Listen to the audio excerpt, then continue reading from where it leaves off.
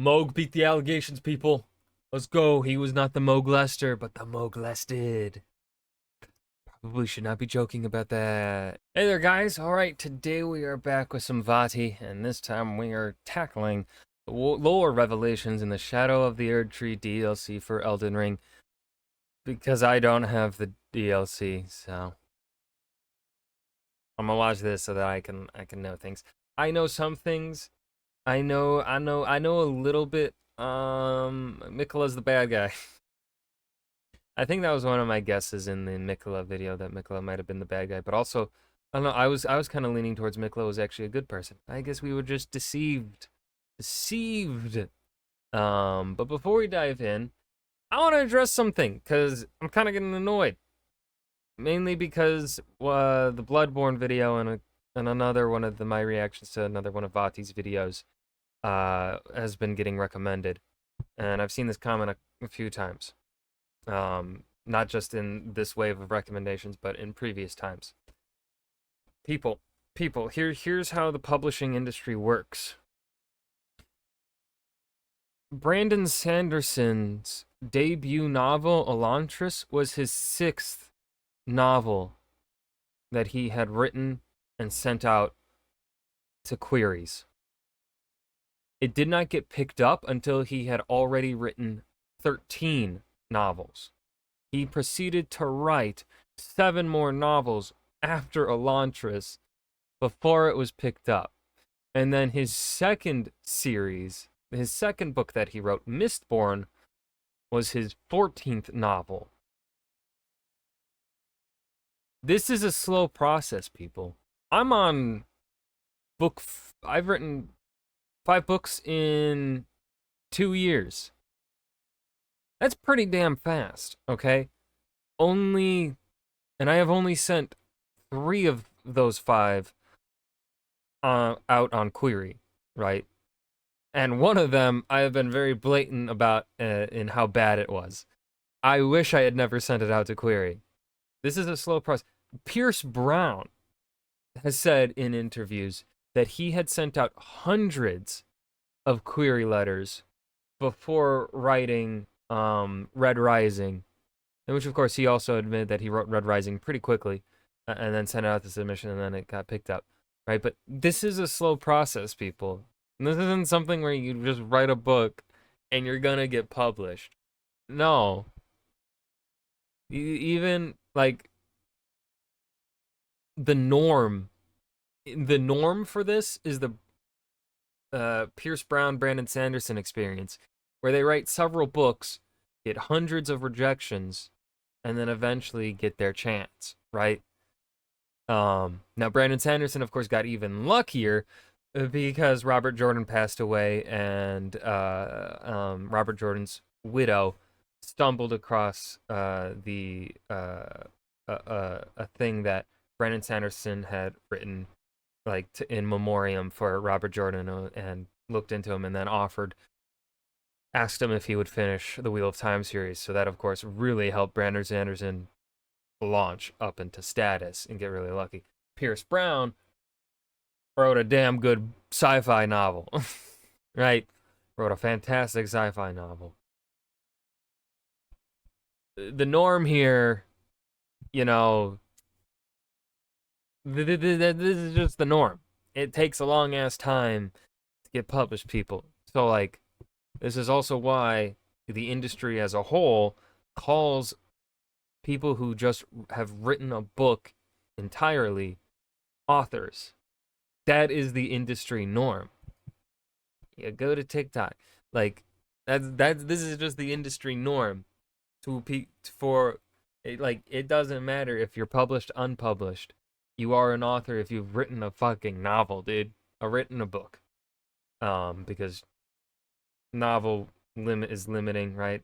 You're an author if you've written like a children's story, a children's book, a chapter book, a novella, etc., etc. You're still an author. The term is broad, as it should be. It's hard to get into the industry, so yeah. That was pissing me off. That was bothering me because it's like, goddamn, people are stupid. Like, I don't give a shit if people insult me, but my God, like, y'all can roast me all the fuck you want. I'm not going to care. I played Call of Duty in middle school. Okay? The worst things you can say to me, I heard them when I was 11 years old from some random middle-aged man in a Call of Duty lobby on PlayStation Network. You are weak in comparison. You are puny, pathetic. You are an ant in comparison to what I heard on the internet as a preteen. Okay? You can't say anything, y'all. Like, that's just the truth. Alright? But being so fucking stupid when it comes to telling someone who is working really hard to get into an industry that they aren't something, when it's like, no, even Brandon Sanderson calls people that just have a finished novel, and even if they may not be published yet, he still calls them authors. Your teachers in school, they will call you an author if you have finished writing a story. You are an author. You are just stupidity. Please don't talk if you don't know anything. Huh. There was that rant. Huh. Now, let's get into the lore revelations in the shadow of the Erdtree. I'm willing to bet that as soon as you entered this place, you knew that we were going to get some answers in the shadow of the Erdtree. I want From Software games to have more color. Yeah, I want more of this. Hold on.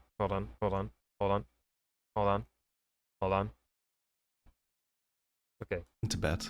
I want more of this. Like, this is beautiful. I like having color. Now, of course, you don't want, like, so much color, because that, like, if you have too much color, then it's just gonna, like, seem meh or over-sensitizing. But, like, kind of like the color in Ghost of Tsushima.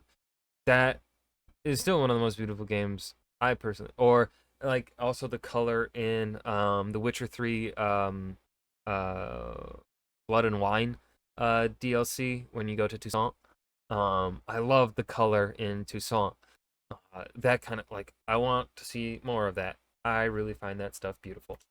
That as soon as you entered this place, you knew that we were going to get some answers in the shadow of the Erdtree. And we have. There are satisfying revelations regarding Queen Marika, and Michola, and the Omen, and dragons, and the gods. We even now know what Melania whispered to Radan in this scene, before her scarlet flower bloomed in Caelid. This video will only scratch the surface. It's just an overview, a teaser of new revelations and the foreshadowing of a deeper analysis to come. So let's get into it, and this time, let's begin at the end.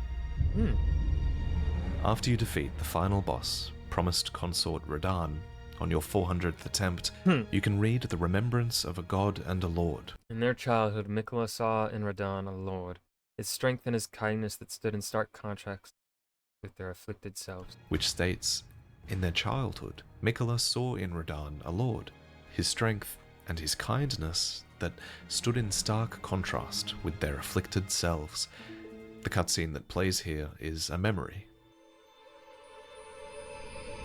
Lord brother.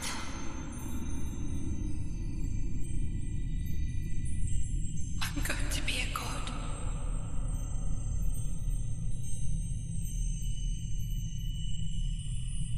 If we honor our part of the vow. Damn, that's one femboy right there.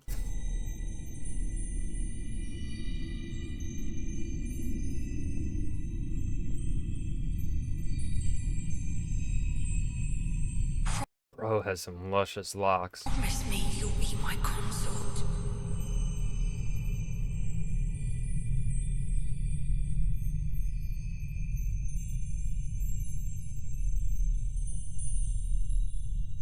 I'll make the world a gentler better place. And so Michola made his heartfelt wish that Radan would one day be his king consort. Now, this ending and the reappearance of Radan has received a lot of early criticism, but I think this encounter does go a lot deeper than some people are giving it credit for. For example, we're hearing about Michola's side of the vow in this scene and about what Michola wants, but what about Radan? What was his part of the vow? What did he want? There is evidence of Radan being kind, sure, but this is also a man who celebrates war. Did he truly share Michola's vision for an age of compassion? And if he wanted to be with Michola, why did he fight so vehemently against his death in the lands between that would have brought his soul to the realm of shadow with Michola? But the most chilling thing about this story, I think, is that even if Radan did want to become Michola's lord, and I can see that side of the argument too, to be fair, but even if he did want that, do Radan's wants even matter in the I mean, okay, so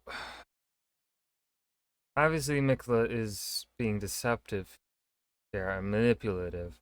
Radan, I mean,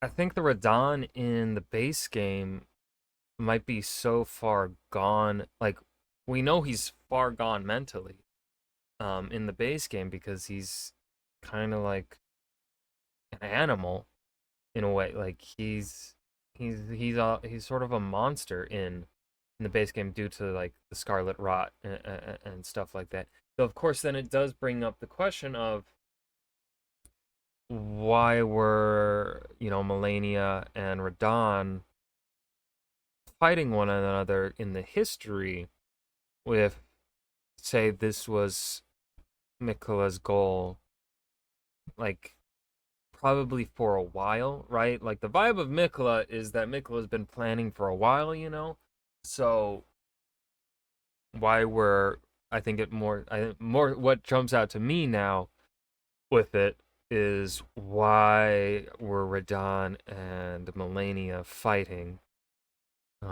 If they both are, Melania's the sister to Michola, so obviously loves her sibling, and then Radan here is the one to marry Michola, be Michola's consort. Like, what? Right? That then brings up for me the question of why the fuck were they fighting then? Like, did Michola want them to fight? Like, was that part of Michola's plan? Like, are we getting some 5D chess from Michola here, or was it unrelated, or right? Like, that sort of thing. face of Michola the Kind, as we speculated long ago. Or did Michola want Melania to fight Radan, and he was hoping that Melania would actually kill Radan, so that Radan's soul would then get sent to the realm of shadows, so that then Michola could do what he was wanting to do. I don't know. From items like the Bewitching Branch, Michola has the power of enchantment over others. He has the power to steal hearts. Literally, if you are embraced by him twice in the final fight, your heart is stolen, and it's like a part of you dies. Lord of the Old Order, let us go together. That's such a good shot, dude. This effect can also be seen in Michola's faithful band, who overcome their differences and shortcomings to fight for Michola's cause, until Michola's enchantment is broken, and they turn at each other's throats. And what makes Michola a fascinating character is that he isn't manipulating others for selfish reasons. His cause actually is righteous. When he wields love Supposedly righteous as a weapon, he does it genuinely to make the world a better place. Supposedly. That's not confirmed. Without any intent to cause harm.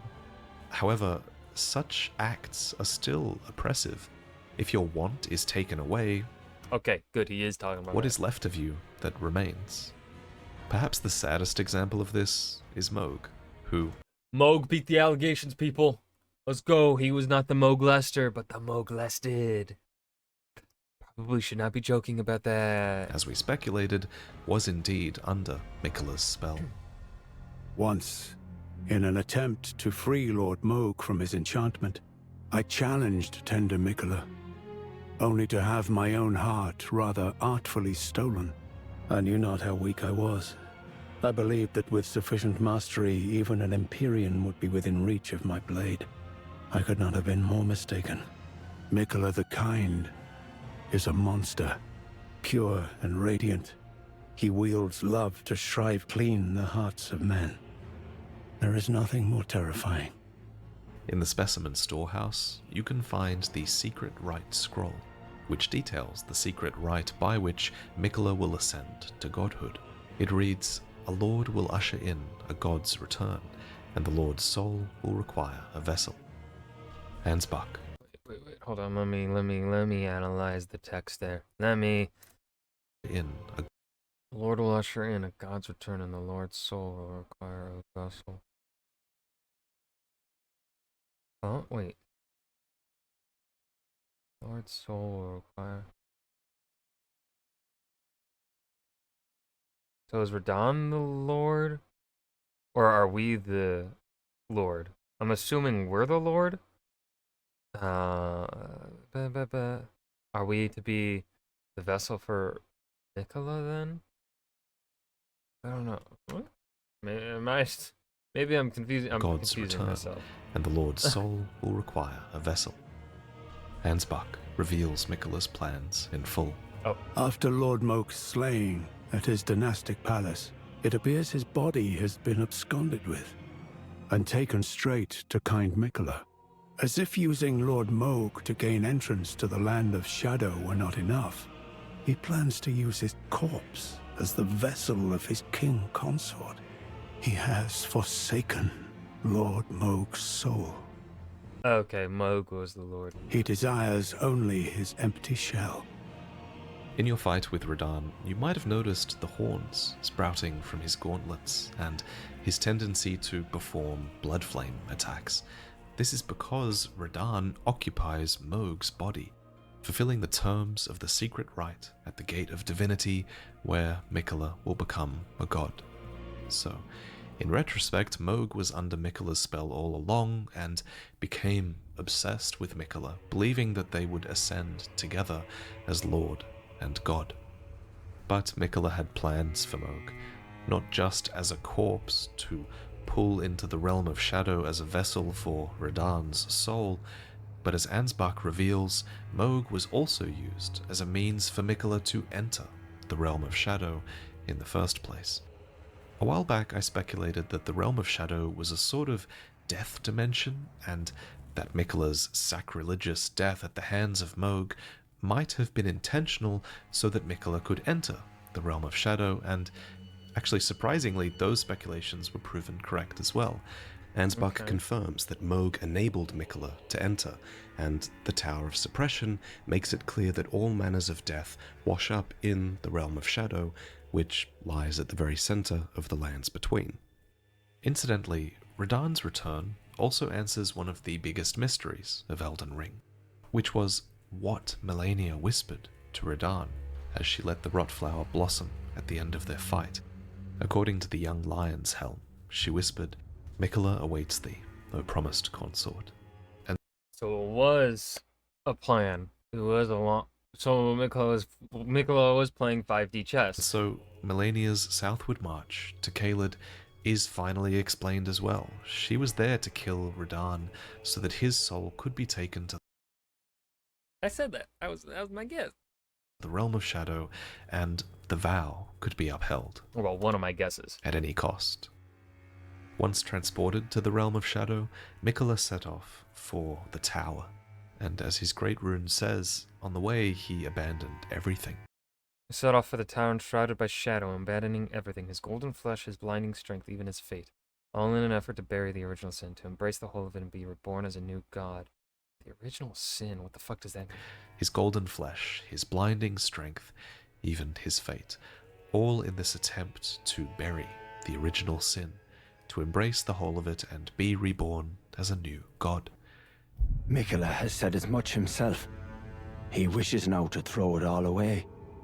He says the act, though undoubtedly painful, will sear clean the Erdtree's wanton sin. The truth of his claim can be found at each cross. It is evidence enough to earn my belief. But what was the Erdtree's sin that Michola died and was reborn for? Well, now we've talked about the end, this brings us to the beginning. Michola the Kind spoke of the beginning. The seduction and the betrayal. An affair from which gold arose. And so too was Shadow born. These words come from Leda, and while she never says them in-game, they're pretty damn important, because with Marika in the footage, it's clear that this was her seduction and her betrayal. That was the affair from which gold arose and Shadow was born. The same music that played in that moment also plays here, in the village where it all began, the Shaman village, to the northeast. At its center is this, a minor Erdtree, an incantation which reveals that this was Marika's home, which she one day bathed in gold. So, Marika's home was a shaman village, the implication clearly being that she herself was a shaman. This was likely a matriarchal society of other Nuban women, though that's perhaps speculation better left for another video. Put simply though, a shaman is defined as someone who has influence in matters of the spirit. Their spirituality is what's valued here, and it's on this point that this story takes a bit of a dark turn, for the message at the hidden entrance actually reads, "Have mercy for the spirited away shamans." Adjacent to this message is the statue that moves aside at the sign of the "O Mother" gesture in Messmer's Shadow Keep. This emote is a clue to the truth, and it actually leads us all the way down here to where the "O Mother" gesture can be found. This dire place is called Bonny Village, and a phantom at the whipping hut here elaborates on just who the shamans were, or rather, the value they had. He states, "For pity's sake, your place is in the jar. Nigh sainthood itself awaits you within. For shamans like you, this is your lot. Life were you accorded." The jars are shamans? For this alone. So the shamans, in the words of their abusers at least, were accorded life for a singular purpose, and that was to be stuffed inside of jars with others. A nearby whip, bestrewn with rotting, misshapen teeth, elaborates on how and why it was used on the shamans. For one, it states that the pain it inflicts was used to encourage their obedience, but additionally, it says that as their wounds ripen, they grow inflamed and ooze pus, and the flesh of shamans was said to meld harmoniously with others. So it is that the shamans stuffed into jars become this living amalgam of beings, presumably with the flayed shaman herself at the fore. So now we know what happened to the shamans. They were whipped into submission and forced inside of jars. We know a little bit of the why as well. Apparently it was done so that they could become saints. But the next question I want to answer is who? Who did this to them? Well, it was the Hornsent. The caterpillar mask, worn by Hornsent himself, reveals that it was a ritual implement of the greater potentates I hate that mask so much. I hate it. of Ew. Bonny Village, which is this very village where we just discussed the evidence of the shaman's abuse. It goes on to state that the mask was used to ward off thoughts of impurity, doubt, temptation, and other wickednesses one is vulnerable to while absorbed in divine The mask so ritual. much. I hate it. And That's man, if you disgusting. need to ward off thoughts of doubt and wickedness while you're stuffing flayed people inside of jars, maybe what you're doing is just straight up wrong. Maybe. I'm starting to understand why Marika purged the realm of shadow with fire. It's as Leda says. They were never saints. They just happened to be on the losing side of a war. But if this mask wasn't proof enough of the horn scent being responsible, look at Ballarat Jail. It's below Ballarat itself, which was the settlement of the horn scent, and to this day the innards and the shamans remain, with the shamans offering their prayers to the innards of the great jars, such that they might be reborn one day into sainthood. But what is sainthood? Well, it's never explained directly. I do have some ideas, but they might have to wait for another video. Oh. What we do know is that the Hornsent were obsessed with invoking divinity, and forcing the shamans to achieve sainthood was likely one facet of that. So, it's the Hornsent that we need to discuss next.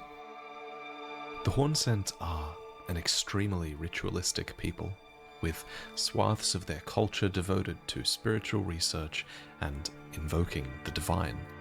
And one of the most sacred things to them is the crucible, which they have to thank for their tangled horns, which are considered an evolutionary gift.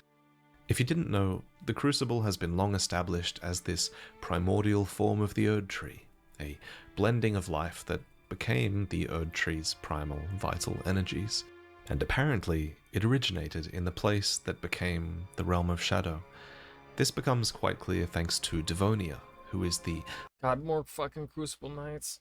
longest serving of the Crucible Knights. According to her helmet, she quested in search of the Crucible's origin, and departed from the lands of the Erdtree alone. Another item we can find that's a clue for the Crucible is Spira, an incantation for a spiral of light. The spiral, it says, is a normalized crucible current that, one day, will form a column that stretches to the gods. Maybe it's no coincidence that the White Tower of Ballarat is a spiral, nor that it culminates in a divine gateway that is a column of the dead, stretching to the gods. There's also trees that include the dead, but I digress, I'm getting off topic. Lots of dead. Back to Marika, because at some point it seems Marika rose to prominence within or adjacent to this Hornsent culture. We can kind of infer this because Hornsent refer to Marika's eventual purge as a betrayal, and something can only really be a betrayal if you were aligned with them in the first place, right? So the Hornsent were aware of Marika, and likely her Erdtree as well, before what they call the betrayal. But how? How did Marika rise to such power in their homeland where she was presumably a shaman, one of those subjugated? Well, before there was this betrayal, there was a seduction from which gold arose, and I think the fingers had a hand in it. I fear that you have borne witness to the whole of it. The conceits, the hypocrisy of the world built upon the Erdtree. The follies of men. Their bitter suffering. Is there no hope for redemption? The answer, sadly, is clear. There never was any hope. They were each of them defective, unhinged from the start. Marika herself, and the fingers that guided her. And this is what troubles me. No matter our efforts, if the roots are rotten, then we have little recourse. Emia is the high priest of Manus Meta, a cathedral of the hand to the east. Once he instructed Relana herself in the sorcerous arts, but eventually he would come to abandon this allegiance to the moon, stating that the moon was merely the closest of the celestial bodies, and nothing more. I am a glintstone sorcerer. We study the stars and examine the life therein. Are you familiar with our findings?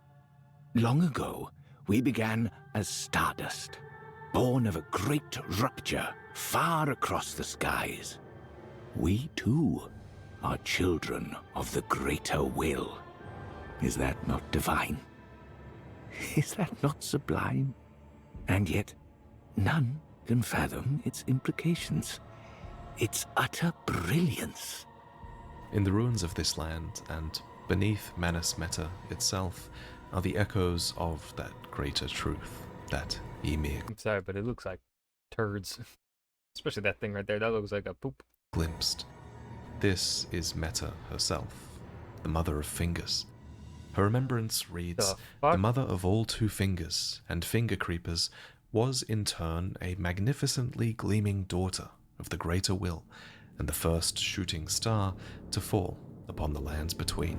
The You fuck? might recall the Elden Ring and the Elden Beast made landfall in the lands between upon a star as well, but Meta came even before that.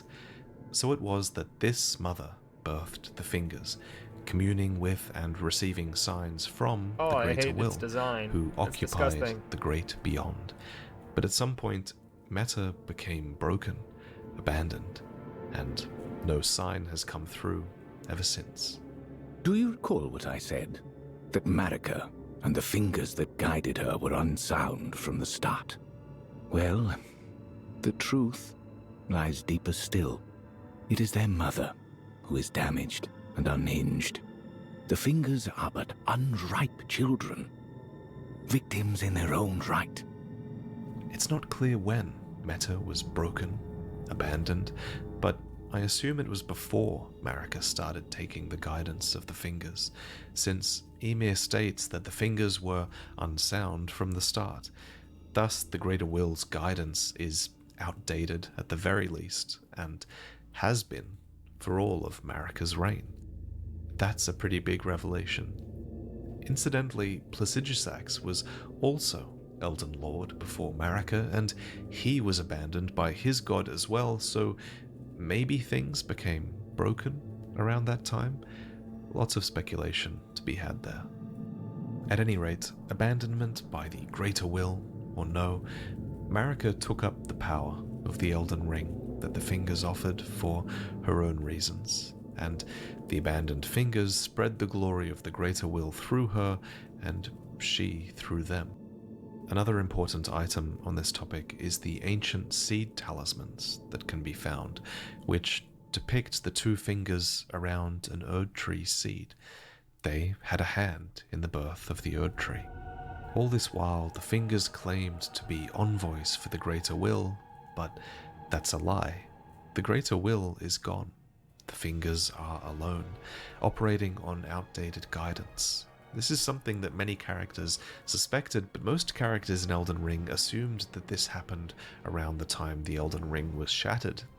It's a revelation that the fingers have been broken for a really long time, and so the Tarnished too is alone, following this guidance of grace that now likely only belongs to Marika herself, if anyone.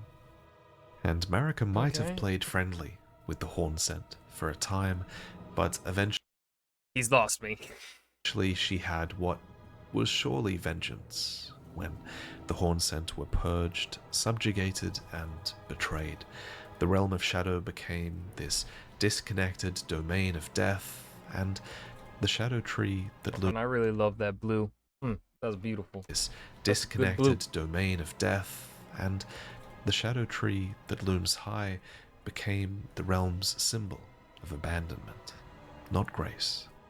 Before she left, Marika bathed the village of her home in gold, placing a small illusory tree that restores the health of those nearby. She did this knowing full well that there was no one left to heal. Then she left, never to return. Not even for her son, who she left behind to endlessly enact her subjugation of the realm That's a bit fucked up, America. That's a bit fucked up. of shadow.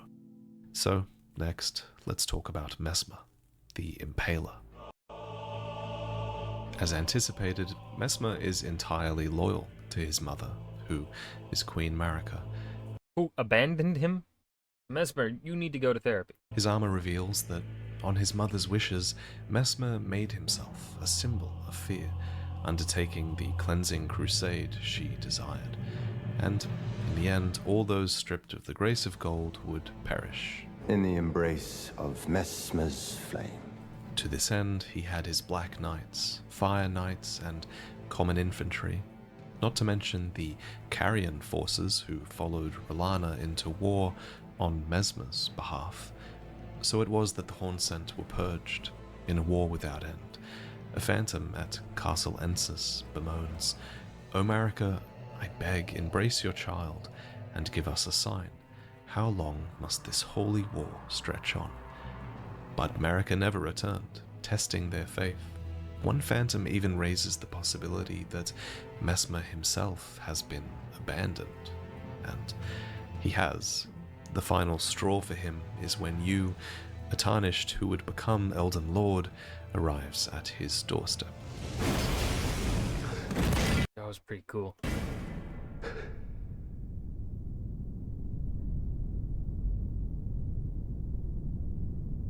I will not suffer. Our Lord, devoid of light.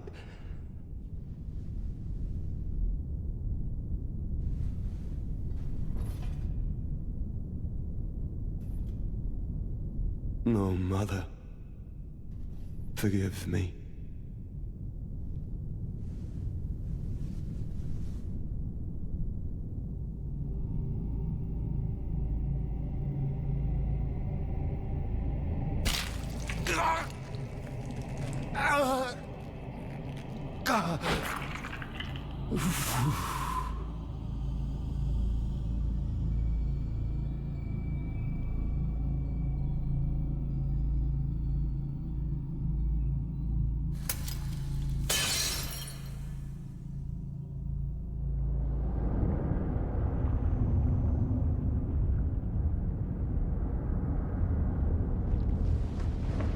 I think this is more fucked up if we believe that America kind of set all this shit in motion herself to destroy the order and whatnot. Well, I'm assuming the problem. Well, I don't know what to think. I don't know. Oh no, he's hot. Sir.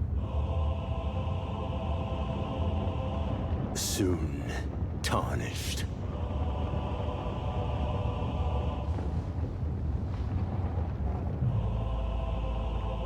Wilt thou be taken in the jaws of the abyssal serpent, shorn of light? Like his siblings, Messmer was born cursed. In fact, the game likens his curse to Melana's, who is heavily implied to be his younger sister. Messmer, too, it is said, bore a vision of fire. Okay, that fucking confirms it then. I feel like that. I don't think that's heavily implying. That's fucking outright saying it. Because, okay. The children of America are Mesmer. The ones that are outright stated, Mesmer, Radan, Melania, Michola, Moog, and Morgott. Is that all of them?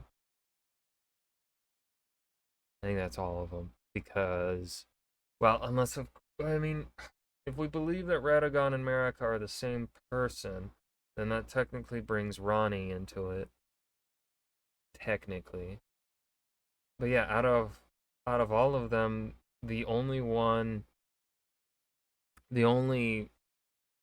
sister that are, like, none of them have a vision of flame. Melania doesn't. So it has to be Melina. None of them have visions of fire. None of them speak about fire. Yeah. We learn this. That literally leaves one option out of, unless of course there's a character that they have not spoken about, which I don't think they would write this for a character that's not mentioned at all, right? This has to be in reference to Melina. From the item Messmer's Kindling, which describes the fire that endlessly burns within him, a dark thing, eaten away at by a wicked serpent. His remembrance elaborates on this serpent, stating, a malevolent snake writhed within Messmer, and so his very mother plucked out his eye and put in its place a seal of grace. So I was wrong about this art. Hold on, I want to read that. Yet having done so, her fear compelled her to secret away her child within the realm of shadow. America, goddammit. Put in its place a seal of grace. So I was wrong about this eye. It wasn't the slitted eye of dragon communion. Instead, it was Marika's seal of grace, holding back something terrible. The description continues to state that even with this seal in place, Marika's fear compelled her to secret away her child within the realm of shadow, hidden away, keeping company with the original sin, and a hatred that would not be confined. There's so much more to say about this space. So is the original sin the burning then, the fire? Serpent and the dark fire. There's so much more to say about Messmer. We even learn from Gaius's remembrance that Messmer was an older brother to Radan, meaning Messmer's birth, and thus the birth of Melina as well, likely would have arrived much earlier in the timeline. And there's a ton of curiosities with Messmer's knights as well, some of whom were loyal, some who were disloyal, and some of whom occupied this space of reluctance in between. But those stories are better off in other videos. In the interest of moving on, there is one last thing I want to talk about with Messmer, and it's... But based on everything that we've gotten so far in this video, I'm getting the vibe, I don't know, just based on how Elden Ring has been built and with the story, as far as I understand it, it feels like we need another DLC to really get more of the answers to the lingering questions, because I don't think the questions that are lingering are, to me, they aren't really questions that should be answered in a sequel game. They are stuff that should be answered through DLC for this game, not in a sequel. It's that in the cut dialogue, Messmer notes that Michola has spoken of us to him, and indeed we do know that Michola did come through this shadow keep, divesting himself at the crosses all the while, which brings us to our next topic, Saint Trina. Each cross of Michola is a piece of himself, marked with his great rune, arms, an eye, flesh, but there's a couple of crosses in particular that I remember as a part of what was an extremely chilling moment. As you progress along the coast towards the fissure, you notice that Michola has divested himself of his doubt and vacillation. Without these things, he was free, it seems, to abandon something that was very dear to him. And inside the fissure, at what is perhaps the deepest part of the land in the realm of shadow, we realize that Michola has actually divested himself of his love. A phantom says, "Kindly Michola, I see you've thrown away something you should not have, under any circumstances. How will you salvation offer to those who cannot be saved, when you could not even save your other self?" His other self, his love, his fate, was Saint Trina. So to Michola, who was one of Marika's kin, having a second self is nothing new, really. We've now even learned from the shamans that their flesh melds harmoniously with others, after all. Actually, the fact that Saint Trina was able to be discarded might even suggest that Radagon could have become divested from Marika in a similar way. But Michola's other half was truly special, and she was renowned for granting peaceful sleep to many in the lands between, which I imagine would have been very much appreciated in this land that's filled with the weary undead. So Saint Trina naturally had many followers, and perhaps at the fore was Tiolier, whose obsession with Saint Trina returns almost immediately when Michola's enchantment finally breaks. I'm feeling rather lost, haunted by memories of St. Trina. her visage, her scent, the lure of velvety sleep.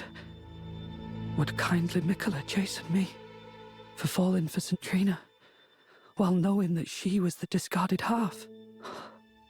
The problem is, I simply cannot help it. I would sacrifice everything just to gaze upon her one last time. St. Trina is below, defended by a putrescent knight, who is basically tainted flesh once given eternal rest that now serves St. Trina. Die enough times to St. Trina's Nectar, and you will hear her words. Michola, stop. That's some good voice acting. That's some good voice acting. That's just 3 words, but that voice actor fucking killed that. Holy shit. Don't turn the poor thing Who the fuck is this voice actor for St. Trina? Because that... so good. into a god. Oh my god. Just the delivery there. Oh. Godhood would be Michola's prison. Oh my god, dude. The fucking voice acting there. A caged divinity is beyond saving. You must kill Michola. Grant him forgiveness. All of this makes you realize that Damn. if godhood really would be Michola's cage, as St. Trina believes, then it really might have been Marika's cage as well. It echoes what the Saw Seals suggested long ago, that solemn duty weighs upon the one beholden, not unlike a gnawing curse from which there is no deliverance. In the end, Marika's caged divinity is likely a part of why she shattered the Elden Ring. And so Michola's divinity would surely come at a cost to him. He would essentially be sacrificing himself to bring about that gentle age in the name of everybody who would fall under his enchantment. And this enchantment is a tendency that Michola regains when he returns in full force as a god, because once charmed by Michola, a circlet of light adorns your head. And according to the description of the circlet of light, which you receive after Michola's defeat, this enchanting circlet would have been the foundation of Michola's Age of Compassion, not the Elden Ring. Presumably, in his age, all would be charmed. But Michola found one that would refuse to be embraced. You. No wonder, as one god and one king consort is all the world needs. And you're the chosen Elden Lord of a different age, whatever ending that may be for you. So, naturally, you would have refused to be embraced. Thank you for watching, and thank you for listening to me, even with my nasally COVID voice. Sorry about that. Before I go, Displate currently have a That was Lore Revelations in the Shadow of the Erdtree. This was very much a sort of prize that he put together somewhat quickly after playing through the DLC.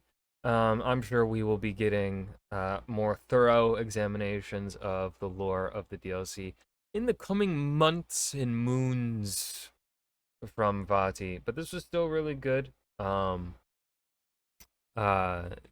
It's I love going from, like, the last Vati video I watched was the Dark Souls 3 optional bosses. So to go from one of his older videos to now one of these, you can just see the stark difference in how he has grown as a content creator, a writer, and filmmaker, really, because, yeah, a lot of these shots were really cool. But I think he, whoever he works with to do these shots is also super awesome, like, so good at just getting the right film recordings and stuff. This is interesting. I'm very confused on what the fuck the lore is still. I just feel like there has to be a second DLC coming, because I don't think it would be. I don't think the more satisfying narrative option for the remaining questions would be to leave it at Shadow of Erdtree and then do an Elden Ring 2. I think the more satisfying way to go about it is to have a second DLC, but I don't know what exactly could be part of the second DLC because they've dealt with Michola. There really isn't anyone left in the lore, is there? Because Michola's been defeated, that pretty much wraps up the Empyreans, aside from Ranni, who has her own ending. None of the demigods are left, unless, of course, they do something, a sort of like what Dragon Age Inquisition did with their last DLC, where that's an epilogue. They could. I wouldn't be opposed to an epilogue DLC for Elden Ring. I feel like that might be the best option to do. I just don't think, right? Like, yeah, I think. I mean, there's probably still stuff with the Golden Order that they could make work for a DLC. But I don't know. Nothing's jumping out. No one's jumping out to me that could really fit the role of a final boss, you know? Like Michola, right? Michola being remaining definitely gave like boom, probably final boss sort of vibes, right? I don't know what they have left. But like there are still plenty of questions to be answered that, as I've already said, I think the most satisfying way to answer remaining questions that I feel like should be answered would be through a DLC and not through a second game. And then, of course, there are other questions within the world here, within the world building, that I think could be left to be answered in a second game, in a sequel. But yeah, let me know your guys' thoughts and whatnot. That was the little revelations in the Shadow of the Erdtree. I hope you guys enjoyed. Remember to hit that like button and subscribe for more, and I will see you guys in the next video. Peace.